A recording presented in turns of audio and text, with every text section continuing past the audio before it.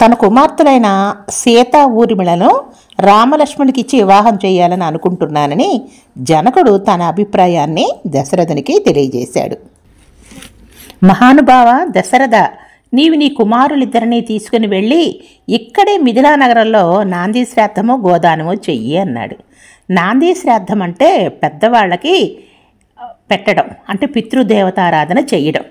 మన ఇళ్లలో కూడా వివాహానికి ముందు పెద్దలకు పెట్టుకోవడం అంటారు. అదే ఇది నాంది శ్రాద్ధం అంటే మనం వివాహానికంటే ముందే పెళ్లి కొడుకుని చేయడానికి ముందే మన ఇంట్లో కూడాను పెద్దలకు పెట్టుకుంటాం.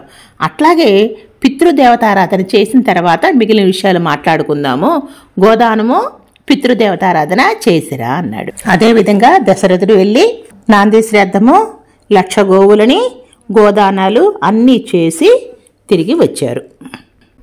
వశిష్ఠుడు, విశ్వామిత్రుడు, మిగిలిన వాళ్ళందరూ కూడా వచ్చారు. అదే సమయానికి భరతుని మేనమామైన యుధాజిత్తు కూడా అక్కడికి వచ్చాడు. అంటే వాడు మేనల్లుని చూస్తానికని అయోధ్యకు వెళితే అయోధ్యలో మేనల్లుడు లేడు. భరతుడు ఎక్కడున్నాడు? మిథిలా నగరంలో ఉన్నారంటే మేనల్లుని చూస్తానికని ఇక్కడికి వచ్చాడు. జనకుడు, ఈమె సీత నా కూతురు, ఇక నుంచి నీకు సహధర్మచారిణి. ఈమె అయోనిజ, నాగటి చాలు నుండి పైకి వచ్చింది, భూమిలో నుంచి పైకి వచ్చింది. భూదేవికి ఎంత ఓర్పు ఉందో నా కూతురికి కూడా అంత ఓర్పు ఉంటుంది అని, అటువంటి ఈ సత్శీలవైతైన సీతని నీ చేతుల్లో పెడుతున్నాను, జాగ్రత్తగా చూసుకోరామా అని చెప్పారు. లక్ష్మణుడి కోసం ఊర్మిళని అడిగారు. ఇలా జరుగుతూ ఉంటే జనకుడు తమ్ముడికి కుశధ్వజుడికి మాండవి, శృతకీర్తి అనే 2 కూతుళ్ళున్నారు. వాళ్ళ వివాహ విషయం ఇటు జనకుడు కానీ కుశధ్వజుడు కానీ అసలు ప్రస్తావించుకోలేదు. అట్లాగే భరత శత్రుఘ్నుల కూడా గురించి కూడా ఆలోచించలేదు. ఇలా ఉంటే వశిష్ఠుడికి, విశ్వామిత్రుడికి ఈ ఆలోచన వచ్చింది. కుశధ్వజుని కుమార్తెలైన మాండవి, శృతకీర్తులను భరత శత్రుఘ్నులకు ఇస్తే బాగుంటుంది అనుకొని జనక మహారాజు దగ్గరికి వెళ్ళి అడిగారు. జనక మహారాజు దానికి ఒప్పుకున్నాడు. ఇక్కడ మనం ఆలోచించవలసింది, వాళ్ళు జనక మహారాజు కుమార్తెలు కాదు, కుశధ్వజుని కూతుళ్ళు. అయినా ఆ త్రేతాయుగంలో అన్నగారి మాటని తమ్ముళ్ళు శిరస వహించేవాళ్ళు. కుశధ్వజుడికి జనకుడు ఈ విషయం చెప్పారు. అంటే అంతా కూడాను అన్నగారి అభీష్టం మేరకే ఉండేది. అందుకనే జనకుడినే అడిగారు. జనకుడు కుశధ్వజుని తీసుకొని వెళ్ళి ఈ విషయాన్ని ఎవరితో ప్రస్తావించాలి? దశరథ మహారాజుతో ప్రస్తావిస్తే ఆయన కూడా ఎంతో సంతోషంగా ఒప్పుకున్నారు. ఒకేసారి రాముడికి, భరతుడికి, లక్ష్మణుడికి, శత్రుఘ్నులకు కూడాను అందరికీ వివాహం నిశ్చయం జరిగింది. రామునికి సీతాదేవితోనూ, లక్ష్మణుడికి ఊర్మిళతోనూ, భరతునికి మాండవితోనూ, శత్రుఘ్నుడికి శృతకీర్తితోనూ పాణిగ్రహణం జరిగింది. దేవదుందుపులన్నీ మోగినాయి, పుష్పాలు పైనుంచి రాలిపడ్డాయి. దేవతలందరూ సంతోషించారు. లోక కళ్యాణం జరుగుతుంది. ఈ సీతారామ కళ్యాణోత్సవం చూడడానికి 1000 కన్నులు కూడా చాలువా అన్నట్టుగా నేత్రపర్వంగా వివాహ మహోత్సవం జరిగింది.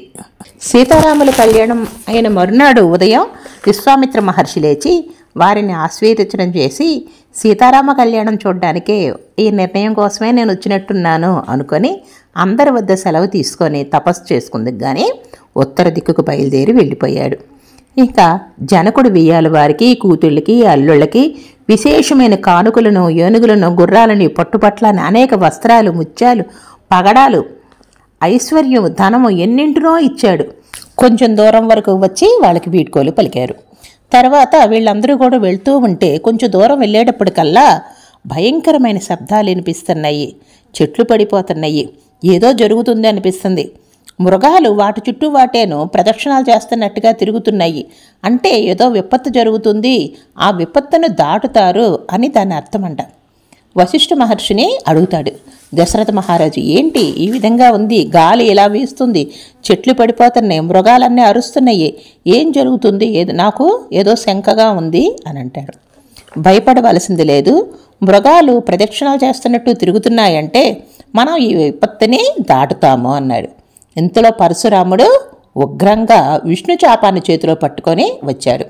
రామా, నేను ఈరోజే విన్నాను, నీవు శివతదర్భంగం గావించావంట. ఏమిటి నీ గొప్పతనం? ఇదిగో విష్ణుచాపం, ఈ విష్ణుచాపాన్ని పట్టుకొని నువ్వు సంధించగలవా? తీసుకో విష్ణు చాపానని అన్నాడు. వెంటనే రాములు వారు శ్రీరామచంద్రమూర్తి పరశురాముని వద్ద నుండి విష్ణు చాపాన్ని తీసుకున్నారు. నారిలోకి బాణాన్ని తొడిగాడు, కానీ బాణప్రయోగం చేయలేదు. నీ మీద బాణప్రయోగం చేయగలను, నేను సంహరించగలను, కానీ నిన్ను సంహరించను. ఒక్కసారి బాణం వదిలితే నీ ప్రాణాలు తీసేస్తుంది. నీవు బ్రాహ్మణుడివి, అందుకని నేను చంపను. ఇంకొక కారణం కూడా ఉంది. విశ్వామిత్రుడికి నీవు కుమారుడివి. విశ్వామిత్రుని అక్క అయిన సత్యవతికి నీ తండ్రి గారైన జమదగ్నికి పుట్టిన కుమారుడివి. కనుక విశ్వామిత్రుడు నాకు గురువు. ఆ గౌరవం చేత నిన్ను చంపకుండా వదిలిపెడుతున్నాను. ఈ విష్ణుచాప ఎంతో తేజవంతమైంది. ఈ బాణాన్ని సంధించిన తర్వాత విడిచిపెట్టకుండా ఉండను, విడిచిపెట్టాలి. అందుకని నీ గమనశక్తిని కొట్టేస్తున్నాను, నీవింకా నడవలేవు. విడిచిపెట్టమంటావా బాణాన్ని అని అన్నాడు. అంత ఆ మహానుభావుడు ఎంత ధర్మం చెప్పాడో చూడండి. నాయన, నేను గెలిచి పృథ్వీ మండలాన్నంతటకును కశ్యపుడికి ధారపోసేశాను. శ్రీరాముడి శక్తిని తెలుసుకున్నాడు. నా గమనశక్తిని కొట్టేస్తే నేను ఎక్కడికి వెళ్ళలేను. నేను మహేంద్రగిరి పర్వతం మీదకి వెళ్ళి తపస్సు చేసుకుందాం అనుకుంటున్నాను అని చెప్పి అన్నాడు. ఇప్పుడు ఏం చెయ్యాలని?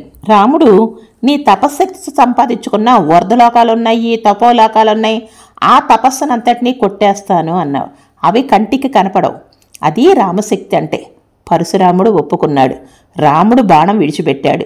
పరశురాముడు తపస్సు చేసుకుని సంపాదించుకున్న లోకాలన్నింటినీ కూడా ఆ బాణంతో కొట్టేశాడు. వెంటనే వడివడిగా నడుచుకుంటూ పరశురాముడు మహేంద్ర పర్వతం మీదకి వెళ్ళిపోయాడు. పరశురాముడు వెళుతూ రాముల వారి వంక చూసి, రామా, నువ్వెవరో నేను గుర్తుపట్టాను. నువ్వెవరవో కాదు, శ్రీ మహావిష్ణువి, దేవతలకు అధిపతివైన శ్రీ విష్ణువు నీవే. నీకు స్వస్తి యగుగాక. నాకు ఇంకా ఈ అవసరం ఈ భూమండలం మీద లేదు, నా అవసరం అయిపోయింది. నీవు మహానుభావుడివి, మహావిష్ణువువే ఇక్కడికి వచ్చావు. నేను ఇంకా మహేంద్ర పర్వతం మీదకి వెళ్ళిపోతున్నాను అని చెప్పి వెళ్ళిపోయాడు. ఇంకా సంతోషంగా దశరథ మహారాజు తన బిడ్డలను దగ్గరికి తీసుకొని అయోధ్య నగరానికి బయలుదేరాడు.